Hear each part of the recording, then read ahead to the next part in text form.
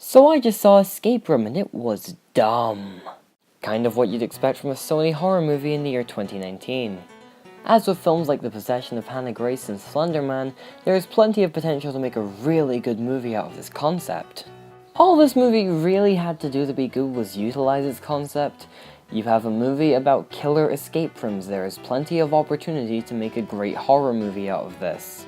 But they didn't. This is largely because this is a Sony horror movie in the year 2019. Think about it. Sony haven't had a major R-rated horror movie since Don't Breathe in 2016.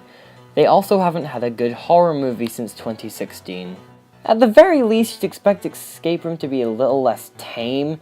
It's basically a Sauropov. At the very least, we could have had some fun gore. But there's basically no blood. All of the deaths in this movie are pretty uninspired. Why did you stop trying, Sony? I'm not gonna try and say this movie is as bad as something like Slender Man. This isn't even the worst horror movie I've seen about escape rooms. But nonetheless, the movie was pretty awful. First off, the acting was absolutely abysmal. Taylor Russell was completely unconvincing and did not fit her role whatsoever. She was always either way too held back or way too over the top, and her role kinda needed a medium to work. She just didn't do a remotely good job at all. And she's meant to be our main protagonist. Fun. Eales was annoying, Logan Miller was bad, Nick Dodani was really bad. Tyler Levine was horrendously bad and just awkward to watch. His performance was legitimately the worst I have seen in a long time. Deborah Ann Wool was the only person in the entire movie who seemed like she was actually trying. Her performance was pretty good overall and she brought a fair bit to her character. Likewise, her character is the only likable character, as every character in this movie is just such an asshole. They're all constantly insulting each other while they're in these horrible situations. It just made them hard to root for, as every 2 seconds one of them would make a pointless jab at another. The characters were legitimately unlikable and I kinda wish their deaths had been more satisfying. It's not like the insults were that well written anyway. In one scene, Jason insults Danny because Danny plays video games and Jason has a lot of sex instead. You've only just met the guy you're working with to escape an escape room. You're likely going to be stuck in a room with him for a long period of time. Insulting him instantly is just going to make your escape room experience much, much worse. This is before the escape room horror has even started, by the way. The dialogue as a whole was just written terribly. I felt like I was watching After Earth. Surviving is a choice! It was hilarious. The music was just garbage. There's a lot of dubstep to try and make the movie more tense, but it was just really laughable. The film is very poorly paced. It felt like each room took significantly less time as the film went on. The cinematography was not the best. There's a couple of nice shots and the inverted pool scene was really well shot, but outside of that, there wasn't anything special and the film looked very unprofessional at points. The set design sucked outside of the inverted pool room. The audio editing is so damn bad. You can tell the majority of the movie is dubbed.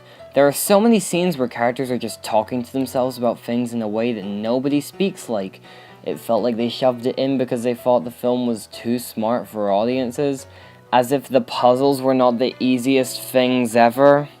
Alright, I'm gonna enter spoiler talk now, so if you've not seen this movie, then skip to the time code on the screen now. 3, 2, 1, go! Also, if you suffer from epilepsy and want to see this film, then you may as well stick around for the spoiler talk, as the film did not give a warning for flashing lights, but is very extreme in that aspect. Right from the very first room, the puzzles are just so obvious. So basically, the room is slowly heating up, and the only way to keep an escape hatch open is to hold down 6 coasters. So they put glasses of water on them, but because one of the characters has already had a drink, they don't have enough water. They've already established there are many heavy objects in this room. One of the hints is a copy of Fahrenheit 451. There's tons of magazines, but apparently they somehow cannot hold all of the coasters down. Just pile the reading material on the glass. It's so easy that even I thought of it. The only reason they even get out is because one of the characters has a flask of alcohol that he only decided to use in this room as they were literally about to die. Why is everyone in this movie so stupid? The next room is a log cabin and it has a hint, "You'll go down in history," and it's so obvious that the answer is Rudolph, but the characters start naming American presidents instead? What? Ben starts having a flashback to when he was in a car crash and the song that was playing was Rudolph the Red-Nosed Reindeer. So right after the flashback you think, oh, maybe he's gonna say something. But even then he hasn't figured it out. He looks around and sees some antlers and literally has to list all the reindeer names out loud before he even says, it's Rudolph. It was hilarious, but also so infuriating. After this works, Jason jokes that Ben may actually be useful after all, as if Jason wasn't already hateable enough. Anyways, the next room is this ice area just outside the log cabin, and there's an invisible wall for obvious reasons, and Danny runs into it and falls over, and 4 other characters started laughing. I'd understand most other contexts, but did you not literally almost burn to death? Maybe you should be concerned about the invisible wall? The only character that doesn't laugh is Zoe, and it's literally because she's meant to be this really kind and considerate girl, and every scene in the movie will remind you of this. Think Olivia from Truth or Dare, but without the acting quality. They all then find a coat, and Amanda's like, they want us to fight over it, screw them, let's share it. But what makes this really funny is that in Jason's past he was in a boating accident and him and his friend were the only survivors and they had one coat between them, and he literally killed his friend for the coat. They try and pretend his friend tried to kill him for it, but it's obvious instantly. But anyway, before we even know this, he's just looking shocked by the coat constantly, and it's pretty funny. But then you add context and the scene instantly becomes hilarious. Anyway, they find an ice block with a key in it and instantly think, oh, I know, Ben was smoking earlier, let's use his lighter. So they ask Ben for the lighter, and as all the characters in this movie are unlikable, he says, what will I get in return? I don't know, maybe your life? Anyways, he sarcastically slides it across the ice and Danny goes to get it, and when he picks it up he just stands still for like 5 seconds, and then the ice breaks beneath him and he falls through. The other characters are all on the ice floor swiping the fake snow away to try and see him, but because there's an invisible wall, he's obviously walled off from another area and he's just spinning in a circle underwater. Then he dies and Jason says, Amanda was right, this is real. Weren't you one of the people who agreed with her earlier? This movie features zero consistency. This entire sequence was unbelievably funny and I'd recommend the movie for that alone. So anyways, obviously after that, staying on the ground is a terrible idea, so they do it. The log cabin is locked and they can't get inside, but you could still stand on the log cabin steps or just another part of the outside of the building. But no, let's stay in the snow and freeze and also possibly fall through the ice. That's a great idea. They decide to use their body heat to melt the ice block, and the best place to do this is apparently the snow. Even if it's logged, the log cabin is probably still radiating heat of some sort. Mike literally passes out while he is holding it because it is so cold. Just go to the log cabin so you don't die of hypothermia and so it unfreezes faster. It's not that hard. They make it into the next room and apparently Mike is no longer unconscious and can walk and run and talk just fine. The next room is an inverted bar with a bunch of codes and sliding puzzles, and I don't really have much to say about the actual puzzles, but the ending to the scene is just so stupid. So basically they need a doorknob to escape this room, and Amanda has the doorknob and needs to get across the room without falling to her death, but for some reason she puts the handle in her pocket while she is climbing with both hands and legs on the ceiling. There wasn't anywhere else you could have put it, really? Obviously it falls onto the floor as the floor panel is about to drop. And I'm not even kidding, the characters start yelling at her to leave it. Yes, Amanda, just leave the thing that means we might have a chance at survival. I know we seem like we want to get out of here, but we actually all just want the sweet embrace of death right about now. So of course, since she's the only likable character, Amanda jumps down and throws the handle to Jason right as the final floor panel falls, and then she grabs onto a hanging phone. The rest of the group hold a pool stick out to her as if any of them can hold the weight of an actual soldier, but instead she sacrifices herself to save the rest of them. Why did you even decide to jump to the hanging phone or even climb on the pool table on top anyway? It seems all the other characters were very efficient at scaling the edges of the room. You're literally army trained, you would be significantly better at this than any of them. Why did you not try any other route? Also, what makes the scene even funnier to me is that they already have a doorknob, but the movie just forgot about it. In the fire room, Jason tells Ben to keep a hold of the doorknob that fell off the door. At no point do we see him put it down anywhere. Could he not have theoretically used that and been out much quicker? Now, we need someone to die in this scene. Who needs common sense?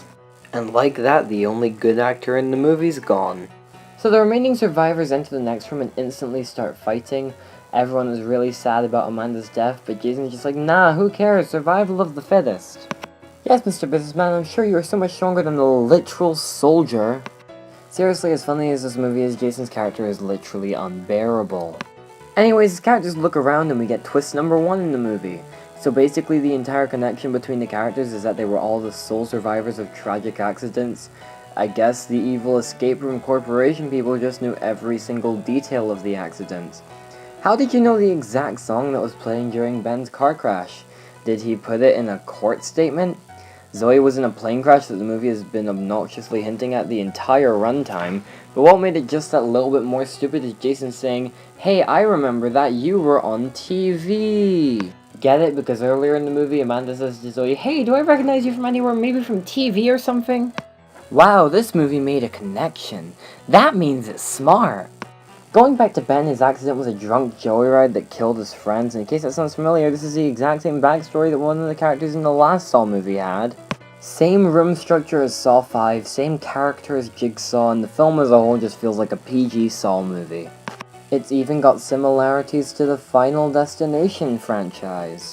In the second one, all the characters survived other tragedies because characters in the first movie died and they were able to avoid them because of that. They're sole survivors and now they're facing death again. The only real difference is that Final Destination 2 does not present this as a twist, whereas Escape Room in a very predictable way does. Oh yeah, and Final Destination 2 is also a good movie, you know? It also seems like each room was built around a certain person's tragedy. The fire room relates to Amanda's burns, the log cabin referenced Rudolph, the ice room relates to the cold Jason experienced after the boat accident, the inverted bar relates to Zoe's plane being flipped upside down. They try and pretend that this room relates to Mike nearly suffocating in a caved-in mine because there's a carbon monoxide tank, but Danny's entire family died from carbon monoxide poisoning. It feels like this room was tailored to him. There's a room later on that actually features crushing walls. Wouldn't that be more appropriate to Mike? Why did you kill Danny earlier anyway? What were you planning on doing if everyone died in the fire room? What were you planning on doing if everyone made it to the end? Why is this movie so stupid?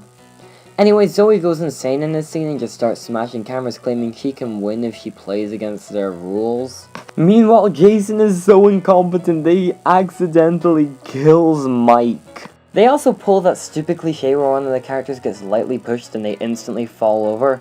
That's stupid. Stop it. Jason and Ben make it to the next room and the film pretends Zoe is dead, but we all know she's not because the film has spent most of the time with her and she's very clearly the protagonist. So the next room is just a druggy room where Jason and Ben instantly begin to trip out, and the CGI in the scene is just hilarious. Their fingers and faces start growing, but it all looks really stupid and fake. They have to find an antidote, but in an old cliche, in a shocking twist, there's only one antidote. So they fight over it while the lighting goes full epilepsy on us, and Ben kills Jason and it looks really fake and he gives himself the antidote. Why didn't you both just go in the next room anyway? What would have happened if someone had just held their breath? Considering the last room literally featured carbon monoxide, you could have been more careful. Do you not care about your own lives? Anyways, Ben then enters the room from the opening scene of the movie, but whereas the opening showed him about to die, he manages to escape with a broken leg. And then the Game Master shows up and explains the entire twist to Ben and that the audience. Basically, rich people really like watching violence, so they hold these escape things for rich people to watch. Get it? It's because you're watching violence right now. I felt like I was watching a Purge movie. During this, Zoe is still pretending to be dead when some cleaners come in and see an oxygen mask, which is clearly out of her reach, but the movie doesn't have any common sense, so let's just ignore that. One of them asks what she would do with that, and she instantly gets up and says, "Breathe, bitch!" It was so hard not to laugh in the cinema. Anyway, she kills them both and then takes one of their guns that the cleaner brought with them, I guess. And then we go back to Ben and he's thinking, yay, now I can go home! And then the Game Master's just like, lol, bitch, no, and tries to strangle him with piano wire. Why did you even tell him your entire plan if you were just going to kill him anyway? Also, what were you planning on doing if someone much stronger made it down there? I highly doubt piano wire would have killed Amanda, the actual soldier. Then Zoe just shows up and shoots him twice in the chest. They all fight for a bit and Ben takes the broken bone from his leg and stabs the Game Master with it. It was impossible to take seriously and I was struggling to hold back laughter. Then Ben shoots the Game Master 2 more times in the chest and he dies. But then we see that he only has 2 bullet wounds in his chest.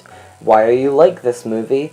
They then leave the building and it's the exact same lighting as it was when they arrived. Are you trying to tell us they've actually only been in there for the runtime of the movie? There were a lot of cuts during the scene where they had to melt the ice block to indicate passage of time. I'm pretty sure they didn't actually melt the ice block in less than 60 seconds. Were they in the building for a full day? There's no way they seriously made it through 24 hours of escape room and the first thing Ben wanted when he got out was a cigarette. So how does the timeline of the movie work? Anyway, they go to the hospital and apparently the police decide to wait a really long time to investigate the building. It's literally dark outside when they do it. Because police in horror movies are always idiots. They take Zoe with them and they get there and find that the building is empty. I don't care how much money these people have, there is no way they got rid of everything. You would need weeks to clear everything out of this building. Zoe desperately tries to convince him it was all there and says that Ben can verify it, but they tell her they found illegal substance in his bloodstream. Did you not also find carbon monoxide in his bloodstream? Why don't you also check Zoe's bloodstream? Better yet, why don't you show them the notes you got that told you about the escape room in the first place? You can say you got them from mysterious boxes that you presumably still have. You have witnesses who have seen you with these, other characters were witnessed with them. I'm pretty sure Danny, the nerd who has been to 93 other escape rooms, will have told many people he was going to an escape room. Did no one tell anybody? The company is apparently successfully able to convince everyone they died. Are none of the families wary of the fact they went to an escape room and were never seen again? Even if you can't convince them of the escape room's existence, Minos escape room are apparently a real thing that the public knows about. Just sue them for false advertising. There is a location you were invited to with a possible $10,000 prize that is apparently empty. Just sue the company in court. It's seriously not that hard. They then have a shot of Zoe screaming and it feels like the movie's over, but then it just keeps on going for like 5 more minutes. Okay. The movie flashes forward to 6 months in the future where Ben and Zoe are now a couple and they're out at lunch. The person who once claimed that she seemed like he was locked in her basement by her parents for like 16 years is now dating her. Just because the movie forgot you were an awful person did not mean I did. Anyway, Zoe reveals she knows the escape room headquarters locations and has booked plane tickets to Manhattan. She asks Ben if he'll come with her to expose them and he reluctantly agrees, and he follows it up with this zinger. Fine, but I'm not Jason Bourne. What an awful line. Right after we hear them talking about these plane tickets, we cut to a shot of a plane falling out the sky with a wing on fire. And it was at this point that I just stopped holding back and I burst out laughing in the cinema. It was hilarious. The plane is a bait and switch they reveal is actually plans for another escape room to trap Zoe and Ben in with a 4% chance of survival. They then say they've intercepted their plane tickets. How do you plan on getting them on the fake plane anyway? What, are you going to just hijack their real plane and fit an escape room on it? Also, what were you planning on doing if they didn't get a plane anywhere? I would legitimately pay to see a movie where Zoe gets in her car and it turns out it was an escape room in disguise. And after this, the movie ends. It felt like the film ended 6 times. It was just also rushed and messy. I'm willing to bet these scenes were only added after the film was finished because Sony thought, we can make a profit off this $9 million budget movie. And so far they have, and it seems like we might actually get a sequel. And if the sequel is as funny as this movie was, I will definitely see it. Seriously, I want this to be the next Saw or Paranormal Activity where they just churn one out every single year. I want to see more awful movies spawn from this awful movie. Anyways, this movie was really stupid and dumb and bad, but I at least had a good time watching it. And quite honestly, I will probably see it again. I'd recommend this movie to anyone who wants a really good laugh. I'll reiterate that if you suffer from epilepsy, do not see this movie. This is another Sony horror movie that just wastes its good concept. And I imagine I'll be saying the same thing about Brightburn when it comes out in May, and whatever horror films Sony releases after that. This is a lazy cash grab that ignores its potential, and I would highly suggest you check it out. I'm going to give Escape Room a 2 out of 10. Anyways, that's the video. Hope you enjoy. Like, share, subscribe. I'm bad at outros, and I'll see you in whatever I do next.